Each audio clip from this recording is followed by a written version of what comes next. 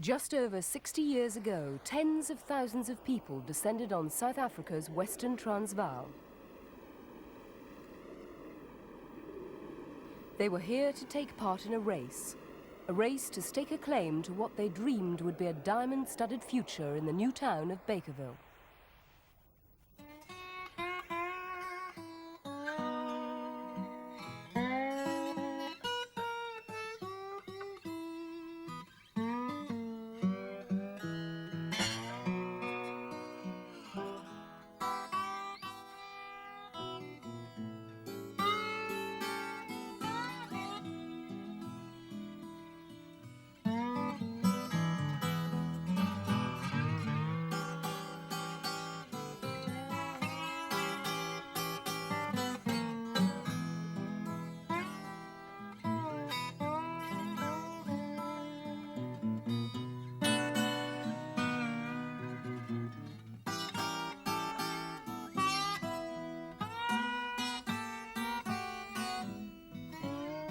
One of those who saw it all happening back in 1926 was Jimmy Bouwers.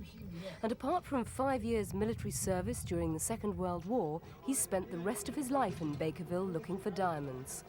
He's never thrown anything away, and the land around his property is littered with all the now rusting equipment that he used to prospect for and to sort the gems.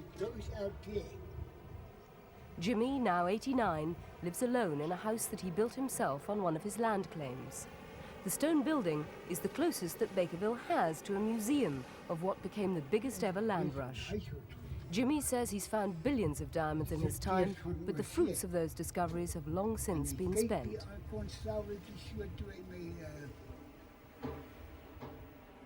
The fact that Jimmy is penniless today isn't unusual for the diamond diggers. Most have followed the easy come, easy go theory of economics.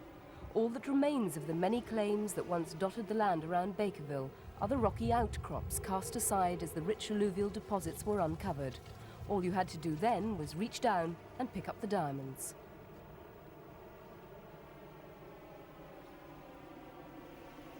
Those days have gone though. Today, Bakerville is a single dead-end street with a few houses and a post office. 35 years ago, the prices for rough gems slumped and the boom was over.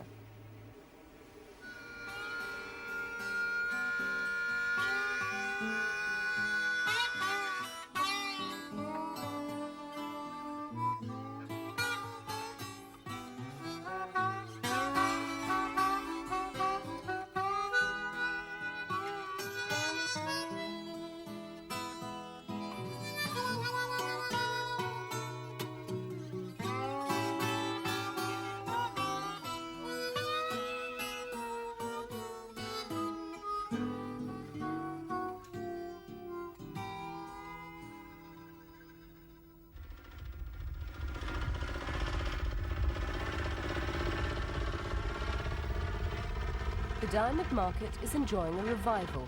Sites ignored in the 20s because of their low yield have become financially viable. To stake a claim costs the equivalent of only $2.50, and a prospector can have as many as 12 at any one time.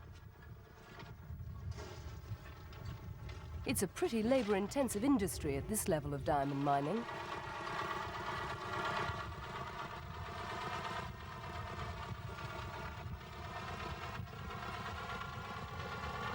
For these labourers, it's a 10-hour day, 5 days a week. Home is a nearby tent. Their employer is reluctant to say what he pays them, but there's a bonus whenever they find a good-sized stone, an incentive not to pocket the gem. The Bakerville miners are the last independents in an industry dominated by the huge multinational De Beers organisation. Immense capital investment is involved in the removal of millions of tons of raw material which holds a wealth of gemstone quality diamonds. Not surprisingly, it's those that hold the greatest attraction for the principal mining companies. The alluvial diamonds are found in gravel deposited by rivers 200 million years ago. Those that flowed through the Western Transvaal carved canyons which were later filled with diamond-bearing sediment. Those working the open-cast quarries on a much smaller scale express a passion for their work. People like Willie le Grange find it hard to explain. I think it's a sickness. You know, it's difficult to tell it to somebody else. I've always had contact with the place. As a kid, I grew up with diamonds, and it's something that gets into your blood.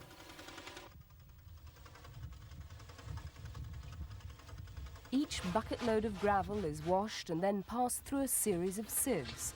First out are the larger stones. To find a diamond at this stage of the process would be a news-making experience. Where gems are to be found is among the black manganese of the last sieves of each bucket load. Manganese is a mineral with a specific gravity close to that of the diamonds.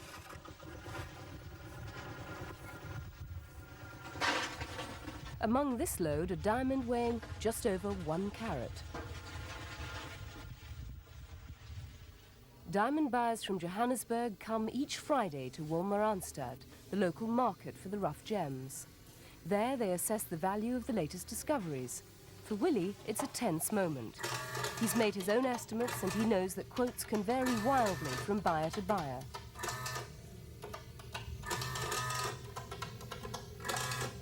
But on this occasion, he gets more or less what he expected. 1,200. That's about $450. Well.